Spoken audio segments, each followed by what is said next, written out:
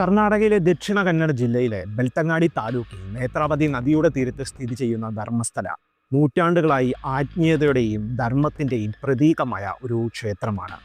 8-ാം നൂറ്റാണ്ടിൻ്റെ പഴക്കമുള്ള മഞ്ജുനാഥേശ്വര ക്ഷേത്രം ജൈനമത വിശ്വാസികളുടെ പുണ്യഭൂമിയായി അറിയപ്പെടുന്ന ഈ നഗരം ഇന്ന് ഭീകരമായ ദുരൂഹതകളുടെ നിഴലിൽ മൂടിക്കിടക്കുകയാണ്. 2025 ജൂലൈയിൽ ഈ ക്ഷേത്രത്തിലെ ഒരു മുൻ ശുചീകരണ തൊഴിലാളിയുടെ ഞെട്ടിക്കുന്ന തുറന്നുപറച്ചിൽ 1995 മുതൽ 2014 വരെ നൂറുകണക്കിന് മൃതദേഹങ്ങൾ, അതിൽ ഭൂരിഭാഗവും സ്ത്രീകളുടെയും കുട്ടികളുടെയും ക്ഷേത്രവുമായി ബന്ധപ്പെട്ട ഭൂമിയിൽ കുഴിച്ചുമൂടിയെന്ന ആരോപണം രാജ്യത്തെ മുഴുവൻ നടുക്കിയിരിക്കുന്നു. ഈ വെളിപ്പെടുത്തലുകൾ ധർമ്മസ്ഥലയെ ഒരു വിശുദ്ധ നഗരമായി മാത്രം കണ്ടിരുന്നവർക്ക് ഒരു ശവപ്പറമ്പ് പോലെയായി. ഈ ആരോപണങ്ങൾ സത്യമാണോ, അതോ ഒരു ഗൂഢാലോചനയുടെ ഭാഗമാണോ? ഈ ചോദ്യം ലോകത്തിൻ്റെ മനസ്സിൽ ഉലച്ചുകൊണ്ടിരിക്കുമ്പോൾ കർണാടക സർക്കാർ ഒരു പ്രത്യേക അന്വേഷണ സംഘത്തെ നിയോഗിച്ചിരിക്കുകയാണ്. നേത്രാവതി നദിയുടെ തീരത്തും ക്ഷേത്രത്തിൻ്റെ വനപ്രദേശങ്ങളിലും നടക്കുന്ന ഖനന പ്രവർത്തനങ്ങൾ ഈ ദുരൂഹതകളുടെ ചുരുളഴിക്കുമോ? ക്ഷേത്ര ഭരണാധികാരി വീരേന്ദ്ര ഹെഗഡെ രാജ്യസഭാ എംപിയും പ്രധാനമന്ത്രി നരേന്ദ്രമോദിയുടെ നാമനിർദ്ദേശത്തിലൂടെ ഉയർന്നു വന്ന വ്യക്തിയുമാണ്. എന്നാൽ ഈ വിവാദത്തിൻ്റെ നിഴലുകൾ അദ്ദേഹത്തിൻ്റെ കുടുംബത്തിലേക്കും ക്ഷേത്ര ഭരണസമിതിയിലേക്കും നീളുന്നു. ഈ വീഡിയോയിൽ ധർമ്മസ്ഥല വിവാദത്തിൻ്റെ ചരിത്രം, കുറ്റകൃത്യങ്ങളുടെ ഭീകരത, പിന്നിലെ വ്യക്തികൾ, ഒപ്പം ഈ നിഗൂഢതയുടെ ആഴങ്ങൾ അന്വേഷിക്കാൻ ശ്രമിക്കുകയാണ്. Welcome back.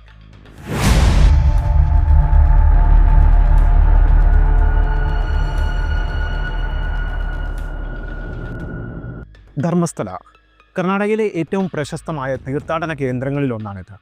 മഞ്ജുനാഥേശ്വര ക്ഷേത്രം ജൈനമതത്തിൻ്റെ ആത്മീയ ആസ്ഥാനമായി നൂറ്റാണ്ടുകളായി നിലനിൽക്കുന്നു. ഹെഗഡെ കുടുംബം ബണ്ടിജാതിയിൽപ്പെട്ട ജൈന വിഭാഗത്തിൽ നിന്നുള്ളവർ ഈ ക്ഷേത്രത്തിൻ്റെ ഭരണം പരമ്പരാഗതമായി കൈകാര്യം ചെയ്യുന്നു. നിലവിലെ ധർമാധികാരി വീരേന്ദ്ര ഹെഗഡെ 2022 മുതൽ രാജ്യസഭാ എംപിയാണ്, അതും പ്രധാനമന്ത്രി നരേന്ദ്രമോദിയുടെ നാമനിർദ്ദേശത്തോടെ. ഈ പശ്ചാത്തലത്തിൽ ധർമ്മസ്ഥല എന്ന പേര് ആത്മീയതയുടെയും ധർമ്മത്തിൻ്റെയും പ്രതീകമായി അറിയപ്പെട്ടിരുന്നു. എന്നാൽ 2025 ജൂലൈ 3 ഒരു മുൻ ശുചീകരണ തൊഴിലാളിയുടെ വെളിപ്പെടുത്തലോടെ ഈ വിശുദ്ധ ഭൂമിയുടെ മുഖംമൂടി വലിഞ്ഞു മാറി. ഈ വിവാദങ്ങളുടെ വേരുകൾ നമ്മെ 1979 കൊണ്ടുപോകുന്നത്. അക്കാലത്ത് വേദവല്ലി എന്ന സ്കൂൾ അധ്യാപിക ക്ഷേത്രാധികാരികളുമായി ബന്ധപ്പെട്ടവർക്കെതിരെ നിയമപോരാട്ടം നടത്തി പ്രധാന അധ്യാപിക സ്ഥാനം നേടിയിരുന്നു. എന്നാൽ തൊട്ടു പിന്നാലെ അവർ വീട്ടിലെ ബാത്റൂമിൽ മരിച്ച നിലയിൽ കണ്ടെത്തപ്പെട്ടു.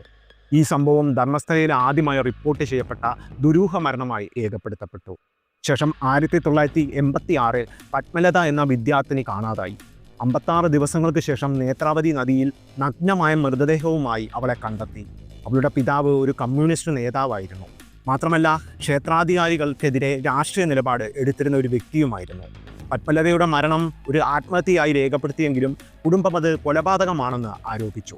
അന്വേഷണം പൂർത്തിയാക്കാതെ അടച്ചുപൂട്ടി. 1995 മുതൽ ധർമ്മസ്ഥലയിലെ അസ്വാഭാവിക മരണങ്ങളുടെ എണ്ണം വർദ്ധിച്ചു. 2001 ലങ്കേഷ് പത്രിക എന്ന പത്രം ധർമ്മസ്ഥലയിലെ മാഫിയയെക്കുറിച്ച് ഒരു ലേഖനം പ്രസിദ്ധീകരിച്ചു. ലേഖകനായ റാഷിദ് BM ഒരാഴ്ചക്കുള്ളിൽ ഒരു ലോഡ്ജിൽ കൊല്ലപ്പെട്ട നിലയിൽ കണ്ടെത്തി. ഈ സംഭവം ധർമ്മസ്ഥലയിലെ രഹസ്യങ്ങൾ വെളിപ്പെടുത്തുന്നവരെ ഇല്ലാതാക്കുന്ന ഒരു ശക്തിയുടെ സൂചനയായിരുന്നു. 2003 മണിപ്പാൽ മെഡിക്കൽ കോളേജിലെ MBBS വിദ്യാർത്ഥിനി അനന്യ ഭട്ടിൻ്റെ തിരോധാനം മറ്റൊരു നിഗൂഢതയായി. അന്യയുടെ അമ്മ സുജാത ഭട്ട്, മുൻ CBI ഉദ്യോഗസ്ഥ, പോലീസിൽ പരാതി നൽകിയെങ്കിലും ബെൽത്തങ്ങാടി പോലീസ് അത് രജിസ്റ്റർ ചെയ്യാൻ വിസമ്മതിച്ചു. സുജാതയെ ക്ഷേത്ര ജീവനക്കാർ ആക്രമിച്ചതായും അവർ മാസങ്ങൾക്ക് ശേഷം ബംഗളൂരുവിലെ ഒരു ആശുപത്രിയിൽ ബോധം വീണ്ടെടുത്തതായും റിപ്പോർട്ടുകൾ പറയുന്നു. അനന്യയുടെ കേസ് ഇന്നും അന്വേഷണത്തിലാണ്, പക്ഷേ പുരോഗതി വളരെ കുറവാണ്. 2012 സൗജന്യ എന്ന 17 വയസ്സുകാരിയുടെ ബലാത്സംഗവും കൊലപാതകവും ധർമ്മസ്ഥലയെ വീണ്ടും വാർത്തകളിൽ നിറച്ചു. മഞ്ജുനാഥേശ്വര കോളേജിൽ നിന്ന് വീട്ടിലേക്ക് മടങ്ങവേ വനത്തിൽ പീഡനത്തിനിരയായി കൊല്ലപ്പെട്ടു. ക്ഷേത്ര ട്രസ്റ്റുകളിലേക്ക് സൂചനകൾ എത്തിയെങ്കിലും പോലീസ് ഒരു മാനസിക രോഗിയെ പ്രതിയാക്കി. 2023 അയാളെ വെറുതെ വിട്ടു. സൗജന്യയുടെ കേസ് ധർമ്മസ്ഥലയിലെ ലൈംഗികാതിക്രമങ്ങളുടെ ഒരു ഉദാഹരണമായി മാറി. അതേ വർഷം നാരായണും യമുനയും എന്ന ദമ്പതികളുടെ ദുരൂഹ മരണം ഭൂമിത്തർക്കവുമായി ബന്ധപ്പെട്ടതാണെന്ന് ആരോപിക്കപ്പെട്ടു. അവരുടെ വീട് തകർത്ത് അതിൻ്റെ സ്ഥാനത്ത് ഒരു വാണിജ്യ കെട്ടിടം ഉയർന്നു. 1995 മുതൽ 2014 വരെ ബെൽത്തങ്ങാടി താലൂക്കിൽ 400-നും 462-നും വരെ അസ്വാഭാവിക മരണങ്ങൾ റിപ്പോർട്ട് ചെയ്യപ്പെട്ടതായി അനൗദ്യോഗിക കണക്കുകൾ സൂചിപ്പിക്കുന്നു. എന്നാൽ 2000 മുതൽ 2015 വരെയുള്ള അസ്വാഭാവിക മരണങ്ങളുടെ രേഖകൾ ബെൽത്തങ്ങാടി പോലീസ് സ്റ്റേഷനിൽ നിന്ന് നശിപ്പിക്കപ്പെട്ടതായി വിവരാവകാശ പ്രവർത്തകനായ ജയന്തിൻ്റെ അപേക്ഷയ്ക്ക് ലഭിച്ച മറുപടിയിൽ വെളിപ്പെടുത്തുന്നു. ഈ രേഖകളുടെ നാശം ഒരു വലിയ സത്യം മറക്കുന്നതിൻ്റെ ഭാഗമാണെന്ന് ആരോപിക്കപ്പെടുന്നു. 2025 ജൂൺ 18 മുൻ ശുചീകരണ തൊഴിലാളിയുടെ 6 പേജുള്ള പരാതി ധർമ്മശലയിലെ ദുരൂഹതകളെ പുറം ലോകത്തിന് മുന്നിൽ തുറന്നുകാട്ടി. 1995 മുതൽ 2014 വരെ ക്ഷേത്ര ഭരണസമിതിയുടെ ഭീഷണിയിൽ നൂറുകണക്കിന് മൃതദേഹങ്ങൾ കുഴിച്ചു മൂടേണ്ടി വന്നതായി അയാൾ ആരോപിച്ചു. ഈ വെളിപ്പെടുത്തൽ സോഷ്യൽ മീഡിയയിൽ വൈറലായി. ജൂലൈ 19 കർണാടക സർക്കാർ DGP പ്രണവ് മൊഹന്തി നയിക്കുന്ന SITനെ അന്വേഷണത്തിനായി നിയോഗിച്ചു. ജൂലൈ 26 അന്വേഷണം ആരംഭിച്ചു. അങ്ങനെ നേത്രാവതി നദീതീരത്ത് മൃതദേഹങ്ങൾക്കായുള്ള ഖനനം തുടങ്ങി. ജൂലൈ 29 പരാതിക്കാരൻ 13 സ്ഥലങ്ങൾ ചൂണ്ടിക്കാട്ടി. ജൂലൈ 30 ഖനനം ആരംഭിച്ചു. ആദ്യ 5 സ്ഥലങ്ങളിൽ ഒന്നും കണ്ടെത്തിയില്ലെങ്കിലും 6ാമത്തെ സ്ഥലത്ത് അസ്ഥികൂട അവശിഷ്ടങ്ങൾ കണ്ടെത്തി. ഓഗസ്റ്റ് 3 RTI വെളിപ്പെടുത്തലുകൾ പോലീസിന്റെ രേഖകൾ നശിപ്പിച്ചതിനെക്കുറിച്ച് പുതിയ ആരോപണങ്ങൾ ഉയർത്തി. ജയന്ത് എന്ന പ്രവർത്തകൻ ഒരു പെൺകുട്ടിയുടെ മൃതദേഹം കുഴിച്ചിടുന്നത് സാക്ഷിയായെന്ന് ആരോപിച്ചു. ഈ ചരിത്രം ധർമ്മസ്ഥലയിലെ ദുരൂഹതകൾ ഒരുപാട് കാലം നീണ്ടു നിൽക്കുന്ന ഒന്നാണെന്ന് വ്യക്തമായി. ഇത് സത്യത്തിന് വേണ്ടിയുള്ള തിരയലിനെ കൂടുതൽ ബുദ്ധിമുട്ടുള്ളതാക്കുന്നു. ധർമ്മസ്ഥല വിവാദത്തിന്റെ കേന്ദ്രബിന്ദു മുൻ ശുചീകരണ തൊഴിലാളിയുടെ ഞെട്ടിക്കുന്ന വെളിപ്പെടുത്തലാണ്. 1995 മുതൽ 2014 വരെ ക്ഷേത്ര ഭരണസമിതിയുടെ ഉന്നതരുടെ ഭീഷണിയിൽ നൂറുകണക്കിന് മൃതദേഹങ്ങൾ, അവയിൽ ഭൂരിഭാഗവും സ്ത്രീകളുടെയും പ്രായപൂർത്തിയാകാത്ത പെൺകുട്ടികളുടെയും കുഴിച്ചു മൂടേണ്ടി വന്നതായി അദ്ദേഹം ആരോപിക്കുന്നു. ഈ മൃതദേഹങ്ങളിൽ പലതിലും ലൈംഗികമായി ഉപദ്രവിച്ചതിൻ്റെയും ശ്വാസം മുട്ടിച്ചതിൻ്റെയും പാടുകൾ ഉണ്ടായിരുന്നതായി അദ്ദേഹം വെളിപ്പെടുത്തി. പലപ്പോഴും മൃതദേഹങ്ങൾ ആസിഡ് ഒഴിച്ച് കരിച്ച് ഡീസൽ ഒഴിച്ച് കത്തിക്കാൻ നിർദ്ദേശം ലഭിച്ചിരുന്നുവെന്ന് അദ്ദേഹം കൂട്ടിച്ചേർത്തു. ഒരു പ്രത്യേക സംഭവം 2010 കല്ലേരിയിലെ ഒരു പെട്രോൾ പമ്പിന് സമീപം നടന്നതാണ്. 12നും 15നും ഇടയിൽ പ്രായമുള്ള ഒരു പെൺകുട്ടിയുടെ മൃതദേഹം സ്കൂൾ യൂണിഫോമിൽ, എന്നാൽ പാവാടയോ അടിവസ്ത്രമോ ഇല്ലാതെ കണ്ടെത്തി. കഴുത്തിൽ ശ്വാസം മുട്ടിച്ചതിൻ്റെ പാടുകളും ശരീരത്തിൽ അതിക്രൂരമായ ബലാത്സംഗത്തിൻ്റെ ലക്ഷണങ്ങളും ഉണ്ടായിരുന്നു. ഈ മൃതദേഹം സ്കൂൾ ബാഗ് സഹിതം കുഴിച്ചു മൂടാൻ തൊഴിലാളിയോട് ആവശ്യപ്പെട്ടു.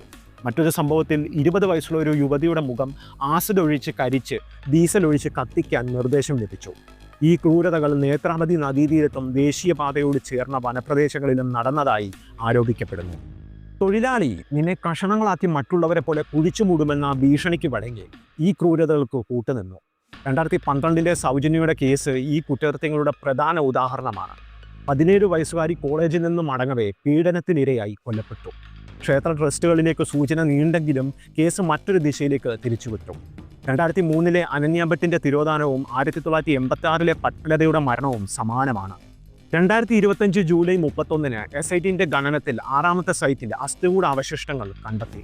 15 അസ്ഥികൾ 16 വർഷത്തിലേറെ പഴക്കമുള്ളവ. കൂടാതെ ഓഗസ്റ്റ് 5 പുതിയ സൈറ്റിൽ കൂടുതൽ അവശിഷ്ടങ്ങൾ. മഴ തടസ്സപ്പെടുത്തിയെങ്കിലും അന്വേഷണം തുടരുന്നു. ഈ കുറ്റകൃത്യങ്ങൾ ഒരു സംഘം ക്രിമിനൽ ശൃംഖലയുടെ ഭാഗമാണെന്ന് CPI MP സന്തോഷ് കുമാർ ആരോപിച്ചു. NIA ഇടപെടലും ആവശ്യപ്പെട്ടു. ഈ ഭീകരതകൾ ധർമ്മസ്ഥലയുടെ ചരിത്രത്തെ തന്നെ മാറ്റിമറിക്കുന്നു. ധർമ്മസ്ഥല വിവാദത്തിൽ കുറ്റകൃത്യങ്ങൾക്ക് പിന്നിൽ ആരൊക്കെയാണെന്ന് വ്യക്തമായി പേര് വെളിപ്പെടുത്തപ്പെട്ടിട്ടില്ല. എന്നാൽ മുൻ ശുചീകരണ തൊഴിലാളിയുടെ പരാതി ക്ഷേത്ര ഭരണസമിതിയിലെ ഉന്നത ഉദ്യോഗസ്ഥരിലേക്ക് വിരൽ ചൂണ്ടുന്നു. സൂപ്പർവൈസർമാർ എന്ന് പരാമർശിക്കുന്നവർ തന്നെ ഭീഷണിപ്പെടുത്തി മൃതദേഹങ്ങൾ മറവ് ചെയ്യാൻ നിർബന്ധിച്ചതായി അദ്ദേഹം ആരോപിക്കുന്നു. ഈ സൂപ്പർവൈസർമാർ ക്ഷേത്ര ഭരണത്തിൻ്റെ ഭാഗമായവരോ ഹെഗഡെ കുടുംബവുമായി ബന്ധപ്പെട്ടവരോ ആകാം. വീരേന്ദ്ര ഹെഗഡെ നേരിട്ട് പേര് പരാമർശിക്കപ്പെട്ടിട്ടില്ല. എന്നാൽ അനന്യ ഭട്ടിൻ്റെ അമ്മ സുജാത ഹെഗഡെയോടും സഹോദരൻ ഹർഷേന്ദ്ര കുമാറിനോടും സഹായം അഭ്യർത്ഥിച്ചപ്പോൾ നിരസിച്ചതായി ആരോപിക്കുന്നു. 2012 സൗജന്യ കേസിൽ 3 ട്രസ്റ്റുകളിലേക്കാണ് സൂചനകൾ. ജയന്ത് ഒരു പെൺകുട്ടിയുടെ മൃതദേഹം കുഴിച്ചിടുന്നത് കണ്ടതായി പറയുന്നു. ബെൽത്തങ്ങാടി പോലീസിന്റെ പങ്കും ചോദ്യം ചെയ്യപ്പെടുന്നു. CPI MP സന്തോഷ് കുമാർ ഒരു സംഘം ക്രിമിനൽ ശൃംഖലയെക്കുറിച്ച് പറയുന്നു. ധർമ്മസ്ഥല ഒരു കാലത്ത് വിശുദ്ധിയുടെ പ്രതീകമായിരുന്നു. എന്നാൽ ഇന്ന് നേത്രാവതി നദീതീരത്ത് നിന്ന് ഉയർന്നു വരുന്ന അസ്ഥികൂടങ്ങൾ ഈ മണ്ണിൻ്റെ നിഗൂഢ രഹസ്യങ്ങൾ വെളിപ്പെടുത്തുകയാണ്.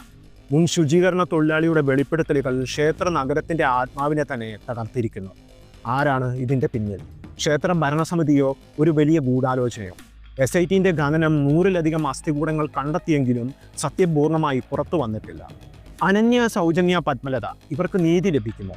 അസ്ഥികൾ മാത്രം വെണ്ടുന്ന ഈ മണ്ണിൽ ഉത്തരങ്ങൾ തേടി കർണാടകയും രാജ്യവും കാത്തിരിക്കുന്നു.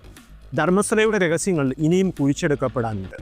ഈ ദുരൂഹതകൾ ഒരു ദിനം വെളിച്ചത്തിൻ്റെ മുഖം കാണുമോ, അതോ നേത്രാവതിയുടെ ആഴങ്ങളിൽ മുങ്ങിപ്പോകുമോ?